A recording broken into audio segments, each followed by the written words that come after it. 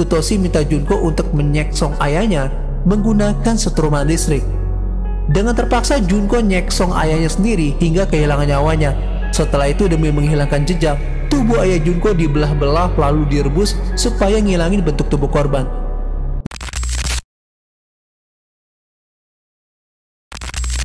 Kali ini AA mau bahas kasus yang cukup mengerikan dari negeri Sakura, di mana ada seorang wanita yang dulunya dikenal baik, sopan santun, seperti wanita pada umumnya, tetapi ia nggak bakal nyangka kalau nasibnya akan menjadi salah satu dalang penghabisan nyawa berantai setelah bertemu seorang pria psikopat. Dan kisah ini menjadi sebuah cerita yang sangat kelam dan mengerikan yang ada di negeri Sakura. Sebelum lanjut, jangan lupa like, share, and subscribe, serta nyalain tombol lonceng notifikasinya, biar kalau ada video baru, kalian gak akan ketinggalan. Gak pakai lama, langsung aja kita gaskan ke case-nya. Perkenalkan, wanita itu bernama Junko Ogata. Ia lahir dan tumbuh besar di kota Kurume, Jepang. Bukan Junko Furuta ya, tapi ini Junko Ogata. Dimana saat itu ia tumbuh besar pas lagi situasi negaranya masih berkembang setelah Perang Dunia Kedua ya lor.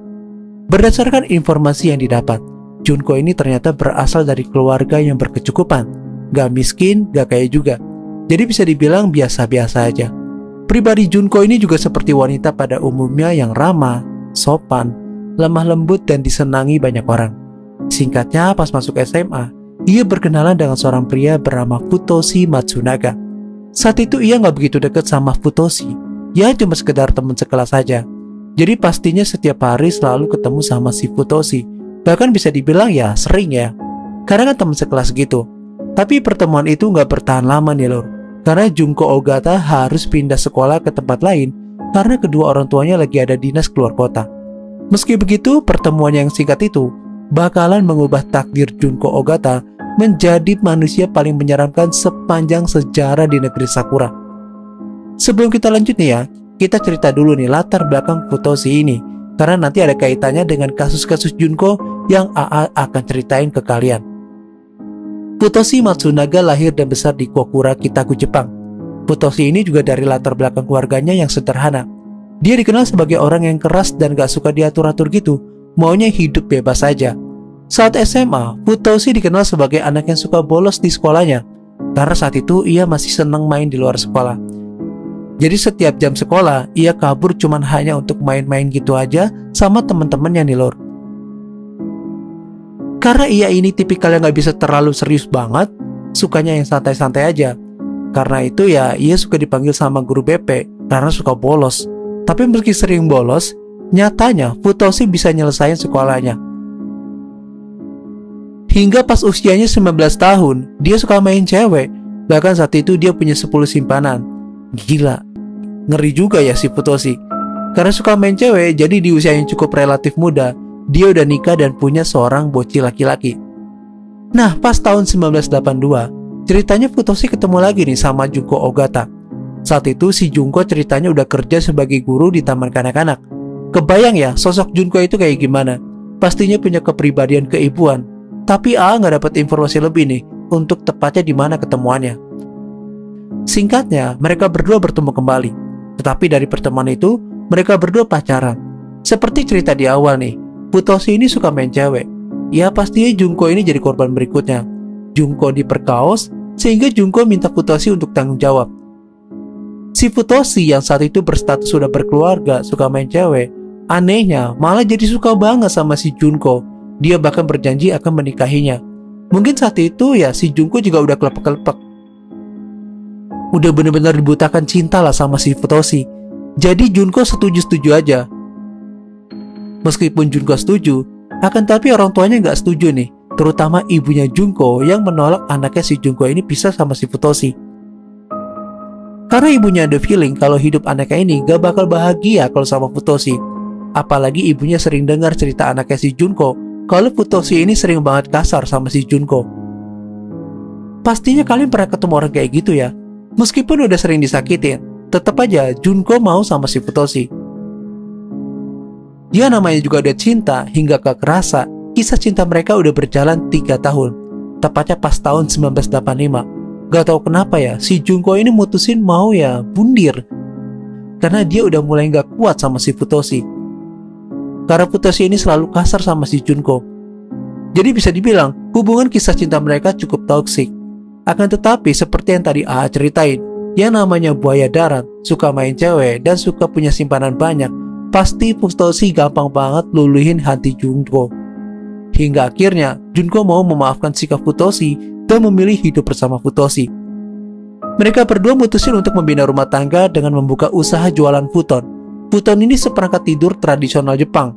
Ya kalau kalian suka nonton film Doraemon atau Shinchan, pasti di kamar tidurnya ada tempat tidur tipis yang warna putih dan tempat tidurnya bisa digulung. Ya kurang lebih begitulah gambaran tempat tidurnya kayak gitu. Nah selama merintis usaha beberapa tahun, ternyata usaha Futoshi dan Junko ini maju. Bahkan mereka udah bisa rekrut karyawan dan udah punya banyak pelanggan di tokonya. Karena Futoshi punya watak yang keras sehingga ia sering banget tuh nyakitin para karyawannya. Bahkan gak tanggung-tanggung suka nyiksong anak buahnya. Gak cuman itu aja, Futoshi juga menipu para kliennya hingga berhasil mengumpulkan 180 juta yen dari hasil menipu. Karena kasus kekerasan terhadap karyawannya dan menipu para kliennya, pada tahun 1992 mereka berdua jadi buronan polisi. Tapi pada zaman itu kan, teknologi belum begitu secanggih sekarang.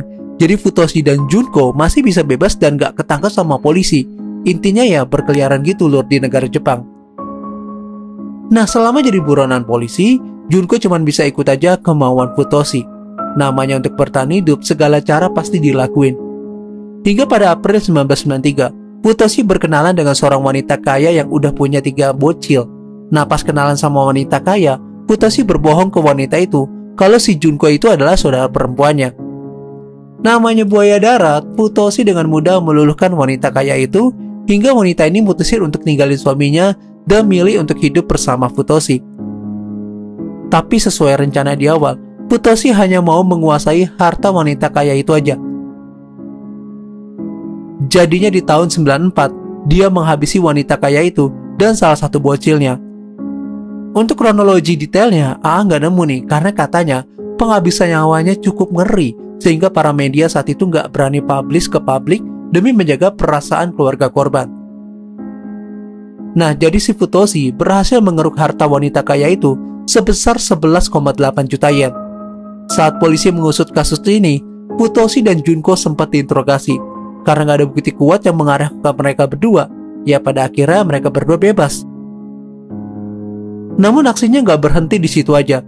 Jadi di tahun yang sama, sekitar tahun 1994, Futoshi kembali berkenalan dengan seorang wanita bernama Kumio Toraya. Kumio Toraya ini juga udah berkeluarga dan udah punya bocil seorang putri. Seperti biasa, Futoshi berhasil mengambil hati Kumio dan singkatnya mereka berpacaran. Selama berpacaran, Futoshi nunjukin sikap arogannya. Bahkan yang menyeramkan dari kisah ini, Futoshi mengurung Kumio dan putrinya di dalam kamar. Kemudian dia melakukan tindakan gak terpuji terhadap Kumio dengan setruman listrik. Belum lagi nih ya, dia selalu melakukan ehem-ehem terhadap Kumio. Dan tindakan itu gak sampai di situ aja. Dia bahkan minta Kumio makan pupnya sendiri. Wah kacau sih ya. Selain itu entah bagaimana, Futoshi ini memaksa Kumio untuk melakukan tindakan gak terpuji terhadap ayah kandungnya. Dengan ancaman kalau gak mau melakukan hal itu terhadap ayahnya, ya ibunya bakal dijadiin tumbal sama si Futoshi. Tapi nggak tahu nih apakah si putri ini ngelakuin atau enggak. Singkatnya, karena kengerian yang bertubi-tubi, akhirnya Kumio kehilangan nyawanya pada tanggal 26 Februari 96. Futoshi menyuruh Junko dan putri Kumio untuk membuang tubuh Kumio di semenanjung Kunisaki. Sementara putri Kumio masih ditahan dan dikurung sama Futoshi. Nah anehnya pas diusut sama polisi, ternyata kasus ini gak selesai karena gak bisa nemuin bukti kuat untuk dapetin pelakunya. Dan masih di tahun yang sama, pada tahun 1996, Futoshi dapat target berikutnya, yaitu seorang wanita yang merupakan teman Kumio. Karena pas pacaran, Kumio sempat kenalin ke Futoshi. Jadi intinya mereka udah saling kenal. Dan wanita itu statusnya juga udah berkeluarga dan punya 1 bocil perempuan. Jadi pas ketemu, singkatnya Futoshi berhasil memikat hati teman Kumio juga. Bahkan sempat esek-esek juga. Karena si teman Kumio ini udah cinta, ya Futoshi cuma bisa tebar janji palsu kalau dia bakal nikahin. Karena udah cinta ya nggak tahu juga gimana nih. Temen Kumio ini rela kasih ke Futoshi sebesar 5,6 juta yen gitu aja. Tapi setelah terima uangnya, Futoshi langsung menahan dia dan putrinya di lantai 2 rumahnya. Ya, akhirnya wanita itu diperlakuin dengan cara disetrum dan cara lainnya sama seperti korban-korban yang sebelumnya. Sedangkan putrinya pas bulan Maret 1997 berhasil kabur lompat dari lantai 2. Setelah itu, Futoshi buang wanita itu di jalan dan singkatnya wanita itu ditemuin sama warga dalam kondisi gangguan jiwa. Karena susah diajak ngomong, wanita itu masuk ke rumah sakit jiwa. Gak puas sampai di situ aja nih loh, karena udah gak ada target lagi. Kali ini nasib malang menimpa Junko, dan Futoshi menargetkan keluarga Junko menjadi korban berikutnya. Jadi pas April 1997, Futoshi kasih kabar bohong ke keluarga Junko kalau si Junko ini adalah seorang pembunuh, dan dia mengancam ke keluarga Junko kalau gak dikasih uang tebusan, nanti Futoshi bakal serahkan Junko ke polisi. Karena gak ada pilihan demi keselamatan putrinya, kedua orang tua Junko rela membayar tebusannya sebesar 63 juta yen ke Futoshi. Gak sampai di situ aja nih, singkatnya Futoshi berhasil menahan seluruh keluarga Junko di rumah Junko. Selama di dalam rumah, demi melampiaskan nafsu setannya, dia terus ehem-ehem adik Junko bernama Rieko. Gak tahu ya cerita detailnya, tapi saat itu Rieko kan udah punya suami yang bernama Kazuya. Si Futoshi ini bisa-bisanya main kuda-kudaan sama Rieko di depan Kazuya. Nah, si Junko ini gak ngelawan. Dia tetap aja nih bantuin Futoshi. Setiap Futoshi minta sesuatu, si Junko nurut-nurut aja. Bahkan yang parahnya lagi, pas tanggal 21 Desember 1997, berarti setahun setelah kejadian teman Tomio, itu si Futoshi nyuruh Junko untuk melakukan tindakan gak terpuji terhadap ayah kandungnya yang bernama Takashige. Usia ayahnya saat itu 61 tahun.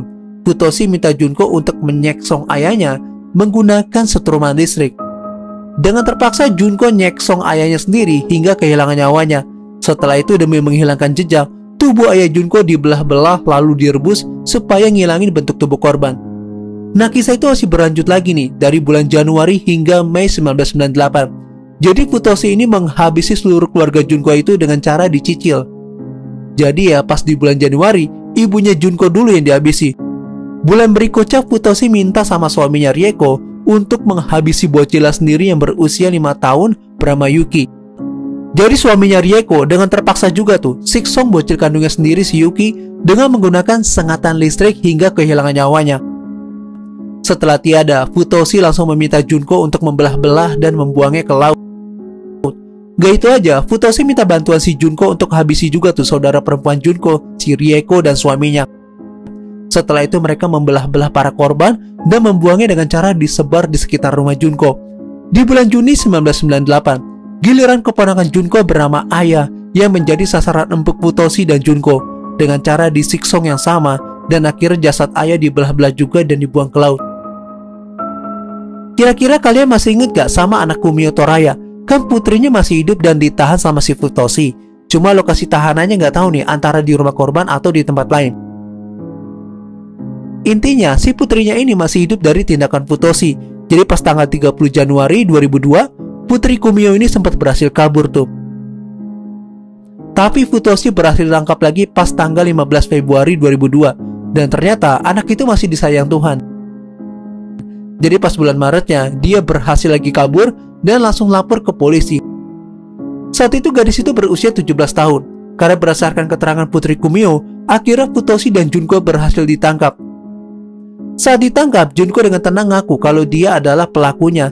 Tapi Futoshi saat itu malah menolak dituduh sebagai pelaku dan menuduh Kumio yang menjadi dalang penghabisan nyawa berantai. Pada tanggal 28 September 2005, Pengadilan Distrik Fukuoka, Jepang memvonis Futoshi dan Junko dengan hukuman metong dengan cara digantung. Namun dari keluarga Junko naik banding, sehingga hukuman yang dijatuhkan ke Junko jadi perdebatan di pengadilan. Singkat cerita, karena udah melewati perdebatan yang sangat panjang, akhirnya pada tanggal 26 September 2007, berarti ya udah jalan 2 tahun setelah hukuman diputuskan, pengadilan meringankan hukumannya untuk Junko yang awal hukuman metong menjadi hukuman seumur hidup. Sementara Futoshi tetap menjalani hukuman metong dengan cara digantung. Sebelumnya minta maaf ya nggak bisa bahas kasus ini terlalu detail terkait cara penghabisan nyawa berantai ini. Karena jujur aja, sebenarnya penghabisan nyawa ini lebih ngeri lagi. Takutnya nanti kena sesuatu nih di YT. Jadinya AA bahas secara garis besarnya aja. Dan semoga dengan adanya kasus ini, kalian bisa ambil hikmahnya dan buang sisi buruknya. Kalau kalian punya kasus-kasus menarik yang belum pernah dibahas sama YouTuber lain, silakan DM gue aja di Instagram @jurnalaa atau komentar aja di bawah kolom komentar. I'm Jurnal AA, and still next time, stay safe ya lur.